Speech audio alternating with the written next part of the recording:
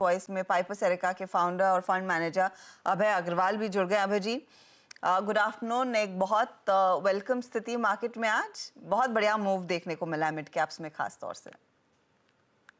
जी बिल्कुल हर्षदा, अभी आप लक्ष्मण जी की टाई की तारीफ कर रही थी, तो उसी तरह लाल रंग के बाद हरा रंग देख के बहुत अच्छा लग रहा। जी। और आई होप ऐसे ही कलर रंग बिरंगा दिखते रहे मार्केट में। पर जैसे पिछली बार भी हमारा डिस्कशन हुआ था, मुझे लगता है ये अभी भी बाय ऑन डिप्स मार्केट है। और एक टेक्निकल करेक्शन हमने शार्प देखा है।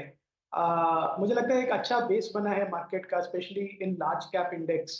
और लार्ज कैप्स में मैं जो देख पा रहा हूँ, एक इन्वेस्टर्स का भी, स्पेशली लार्ज इंस्टीट्यूशनल इन्वेस्टर्स का क्लियर एक डायरेक्शन है to shift some allocation away, book some profits in small caps and mid caps, और थोड़ा लार्ज कैप का एलोकेशन फ्लेक्सी कैप फंड्स में, और जो फंड्स उनको अलाउ करते हैं एलोकेशन चेंज करने का, उसमें बनाया जाए। तो मुझे लगता है ये एक अच्छा बेस है। जो वीक हैंड्स थे काफी निकल गए हैं, लेवरेज पोजीशंस काफी कट गई हैं मार्केट्स में। और अब वापस लोग उसी तैयारी में है कि क्या अच्छा स्टॉक है जिसको पोर्टफोलियो में ऐड किया जाए।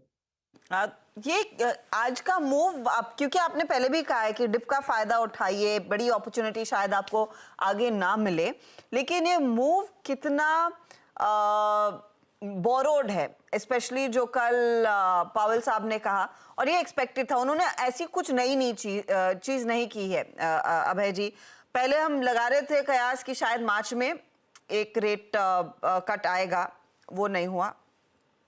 और फिर हमने उसी को राइट ऑफ कर दिया। एग्जैक्टली वही हुआ कि रेट कट नहीं आया, लेकिन वो उन्होंने कहा कि 3 आगे करेंगे जरूर। ये तो मार्केट ने पहले पचाया हुआ था, तो आज इतनी बड़ी रैली उनको सुनकर क्यों, और क्या ऐसा इंडिकेशन आया है बॉडी लैंग्वेज से कि इतना बड़ा मूव ग्लोबल मार्केट से और जो फॉलो थ्रू हम भारत में देख रहे हैं? आई थिंक हर्षद, आपकी बात एकदम ठीक है। I think lot of these things are not surprises. जो जो बातें कही जा रही हैं वो फेड भी गाइड कर रहा है, आरबीआई भी गाइड कर रहा है, इकोनॉमिस्ट भी गाइड कर रहे हैं, तो कोई उसमें नया नहीं है। पर आई थिंक हर्षद, एक शार्प करेक्शन के बाद एक सडनली थोड़ी सी भी पॉजिटिव न्यूज आई डायरेक्शनली, लोगों ने कहा कि चलो फेड ने कह दिया कि अब कट्स होंगे, अब बढ़ेगा तो नहीं कम से कम रेट, तो ये एक राहत की सांस लें हम। दूसरा, एक 3 कट्स का जो उन्होंने गाइडेंस दिया है उसको मार्केट एब्जॉर्ब कर रहा है, और वो रिएक्शन आपको दिख रहा है यूएस डॉलर की वीकनेस में, गोल्ड की जंप में, जो रिस्क एसेट्स है अक्रॉस द बोर्ड, बिटकॉइन आप देख लीजिए, सब काफी तेजी में है इस अनाउंसमेंट के बाद, फेड की कमेंट्री के बाद। तो मुझे लगता है कि इन्वेस्टर्स ने ग्लोबली एक इसको राहत की सांस की तरह लिया कि चलिए हम जिस राह पे चल रहे हैं उसी पे चलते रह सकते हैं, कि जो कॉस्ट ऑफ कैपिटल है वो कम होती जाएगी, जो लॉन्ग टर्म बोरोवर्स हैं जिसको कैपेक्स करना है उसके लिए कॉस्ट ऑफ कैपिटल कम होगी, और दूसरी तरफ जो मार्केट पार्टिसिपेंट्स हैं और उनके लिए भी कॉस्ट ऑफ कैपिटल कम होगी। तो उसकी वजह से मैं कहूँगा, कमिंग आफ्टर शार्प करेक्शन, एक थोड़ा बॉटम फॉर्मेशन इस न्यूज की वजह से हुआ है, ऐसा मुझे लगता है। अच्छा अभय जी, नमस्कार। पहले तो वीरेंद्र बोल रहा हूँ दिल्ली स्टूडियो से।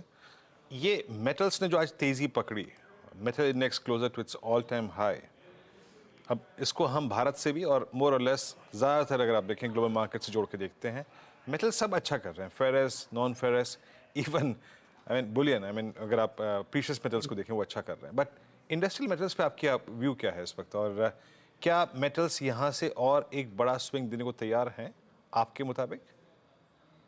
जी वीरेंद्र, गुड आफ्टरनून। ये एक सेगमेंट है जो काफी अभी भी मुझे लगता है अंडर ओन्ड है मार्केट्स में, क्योंकि पिछला जब सेल ऑफ आया था काफी डिसअपॉइंट किया और उसके बाद से स्लाइड कर रहा था। पर अब इसमें दो, जब मेटल पैक मूव करता है वीरेंद्र, तो 2 चीजें उसके लिए जरूरी है। एक तो एक्चुअल यूजर डिमांड की वॉल्यूम पिकअप है इन अ इन्वायरमेंट की जहां पे सप्लाई कम हो गई है, तो एक वो अंडरलाइन जो जो कंपनीज हैं उनकी प्रॉफिटेबिलिटी को इम्पैक्ट करता है।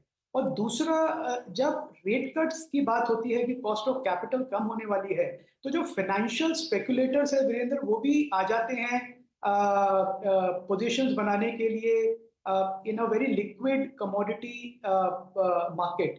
तो ये 2 चीजें साथ में होती हैं, और इसी का हमको मुझे लग रहा है अभी भी ये अर्ली साइंस है कि आपको एक एक्सपोनेंशियल मूव मिल सकता है मेटल पैक्स में, both by increase in underlying earnings of the companies, और दूसरा थोड़ा जो leverage speculative buying भी होती है on the global commodity indices. तो मुझे लगता है ये थोड़ा दिन और अभी play out करेगा, especially after the Fed announcement.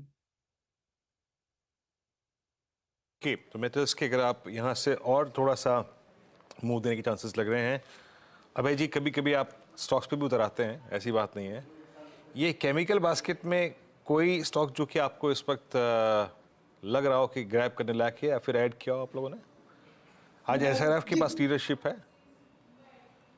जी, देख रहे हैं काफी समय से वीरेंद्र, बट एड से थोड़े एग्रोकेमिकल स्टॉक्स हमने किए हैं, पर प्योर केमिकल या स्पेशलिटी केमिकल हमने अभी तक ऐड नहीं किया है, क्योंकि उसमें मैं अभी भी देखना चाहूंगा कि चाइना से जो सप्लाई है, जो डंपिंग है, जिसका प्राइस डिस्ट्रक्शन हो रहा है, जिसकी वजह से ग्लोबल प्राइसेस में हो सकता है वो अंतिम चरण में हो, पर मैं देखना चाहूंगा एक रिवर्सल उसको।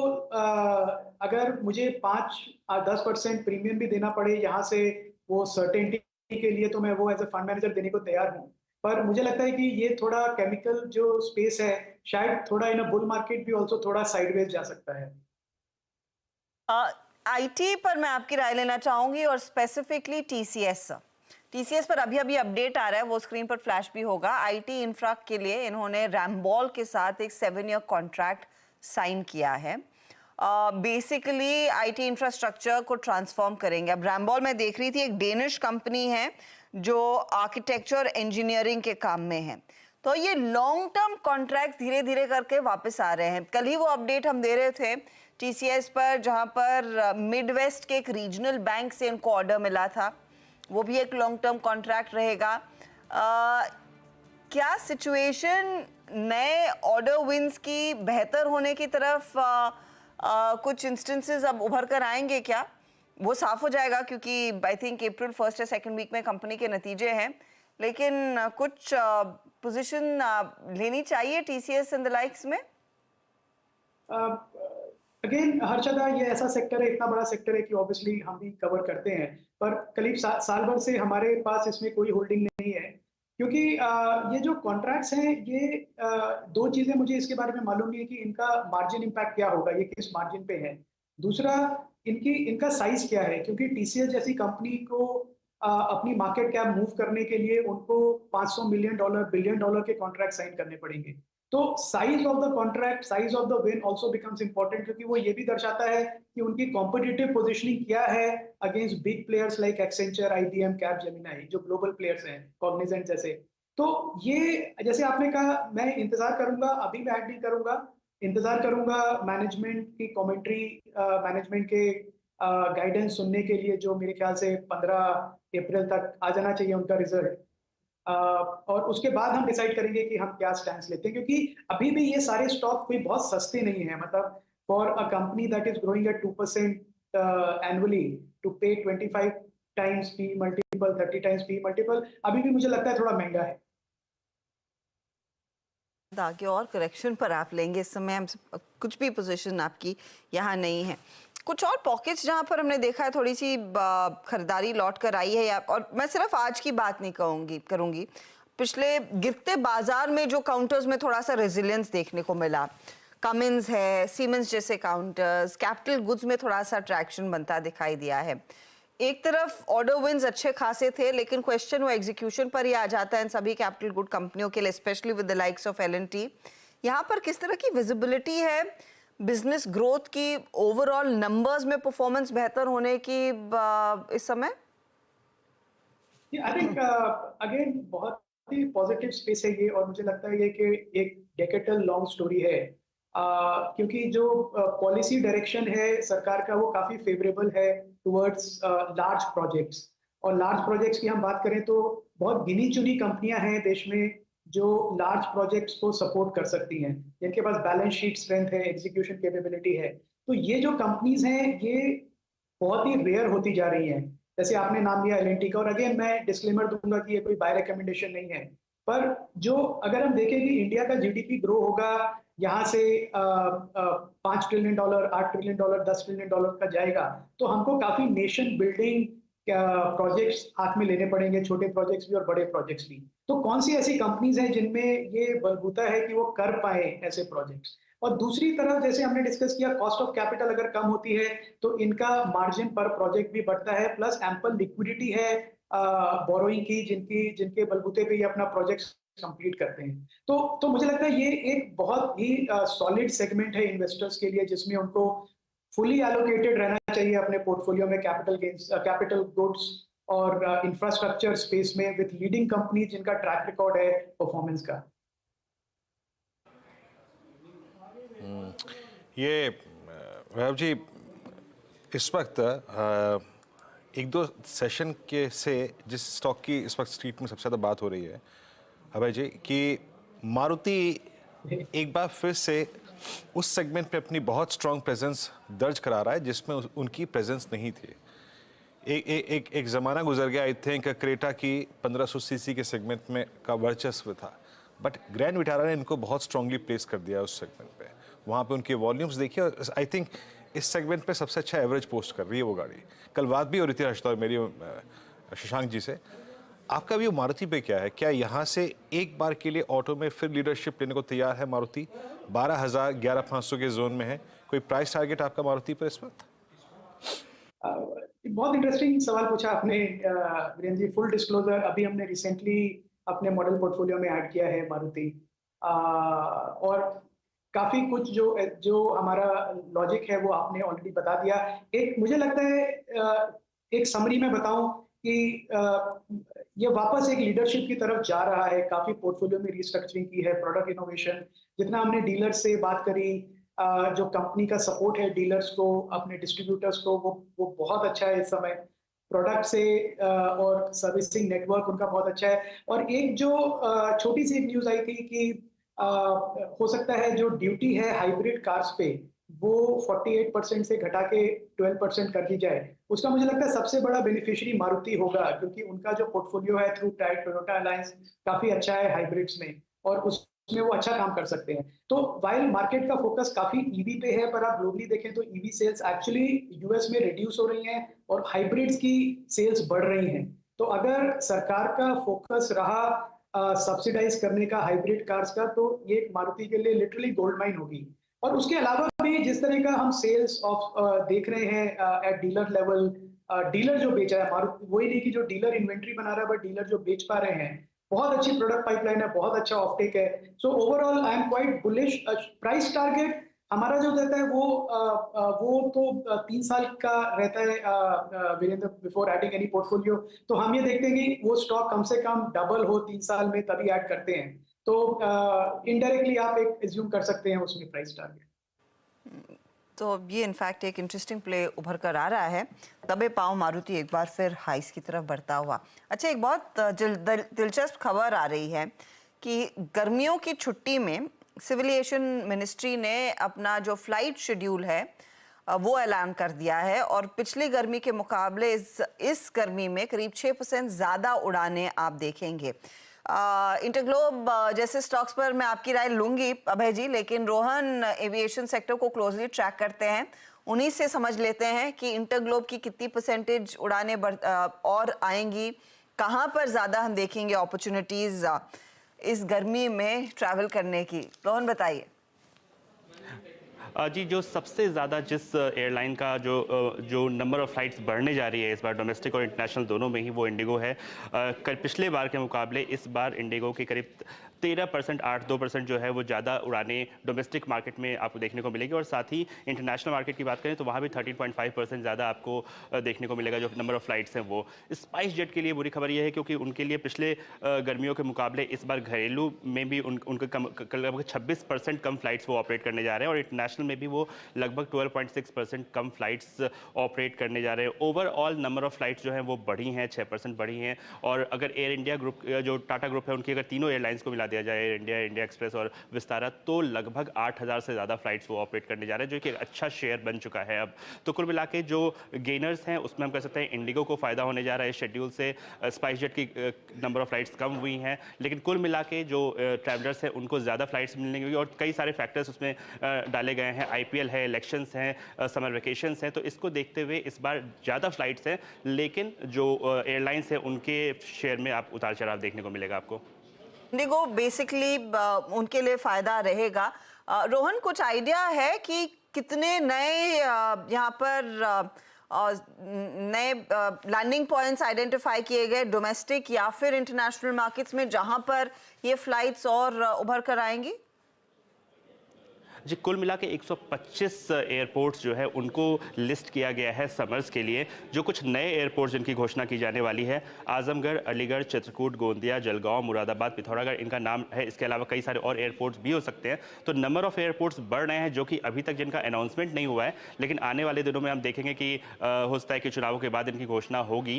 तो लेकिन ये समर्स में इनकी घोषणा हो जानी है, यहाँ से उड़ान शुरू हो जाने वाली है। तो कुल मिला के 125 एयरपोर्ट्स ऑपरेशनल आपको दिखेंगे इन गर्मियों की छुट्टियों में, और जो कुल मिला के जो फ्लाइट्स की संख्या है वो 24,275 होने जा रही है, जो कि पिछले साल के मुकाबले से, पिछले गर्मियों के मुकाबले से काफ़ी ज़्यादा है। पिछले विंटर शेड्यूल से तो काफ़ी ज़्यादा है। विंटर शेड्यूल में तो ऑफ कोर्स वो कोहरे की अलग मार थी, लेकिन ये गर्मियाँ आपके लिए एक अच्छा मौका देंगी कुछ नया एक्सप्लोर करने के लिए। तो शुक्रिया रोहन इस अपडेट के लिए। अभय जी, कहाँ जाएंगे फिर? आजमगढ़, अलीगढ़, चित्रकूट, गोंदिया या जलगांव, ये कुछ नए एयरपोर्ट्स निकल कर आ रहे हैं। ये आई थिंक अच्छा ऑप्शन है, पहले कभी एक्सप्लोर नहीं किया, पर with this airports coming I think definitely trip तो बनता है फिर।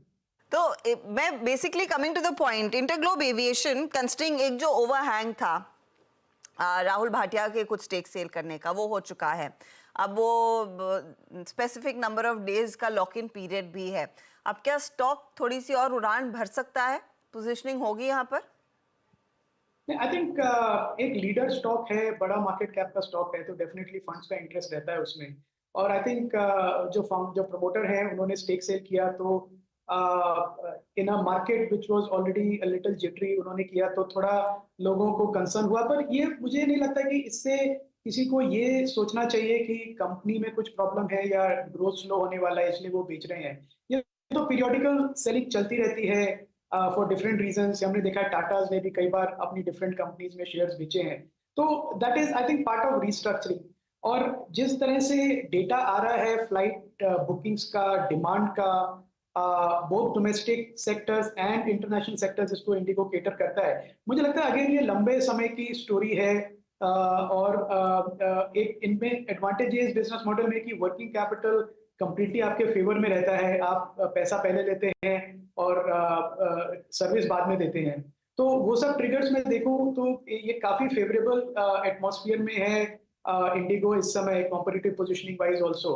रिस्क सिर्फ दो हैं, एक है कि ऑयल प्राइसेस अगर स्पाइक करें तो वो डेफिनेटली इमीडिएटली इनके मार्जिन्स को इम्पैक्ट करता है, और दूसरा सरकार आके कुछ प्राइस कंस्ट्रेंट्स लगा दे कि आप इस लेवल से ज्यादा चार्ज नहीं कर सकते हैं, तो वो प्रॉफिटेबिलिटी को थोड़ा इम्पैक्ट करेगा। पर ये दोनों माइनर कंसर्न्स हैं।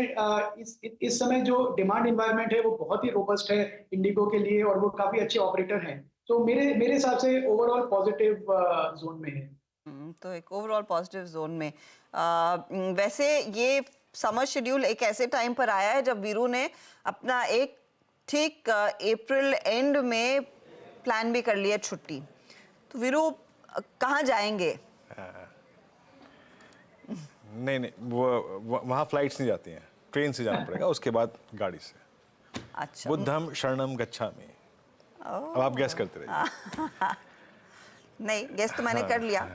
चलिए। सो वीरू की कॉलिंग पहाड़ों में होती है, मेरी कॉलिंग समुद्र में होती है, तो इट्स वेरी क्लियर। समुद्र में है ना, अब उसको क्या गैस करना है, लेकिन it's going to be interesting. लेकिन वीरू वैसे ना अपॉर्चुनिटीज खूब सारी मिलेंगी। मैं कल ही एक रिपोर्ट पढ़ रही थी कि थाईलैंड, इंडोनेशिया जैसे देशों से हमारी सरकार बात कर रही है कुछ और डेस्टिनेशंस खोलने की, कुछ और एक्सटेंशंस देने की, कि वहाँ पर नंबर ऑफ फ्लाइट्स जो भारत से जाती है और वहाँ से यहाँ आती है वो कोटा बढ़ाया जाए। 4 घंटे पहले एक रिपोर्ट आई है कि सिंगापुर वीजा नियम भारतीयों के लिए रिलैक्स करेगा क्योंकि वो ज्यादा भारतीयों को अपने देश लाना चाहते हैं। दुबई एक 5 year multi entry tourist visa भारतीयों के लिए खोल रहा है।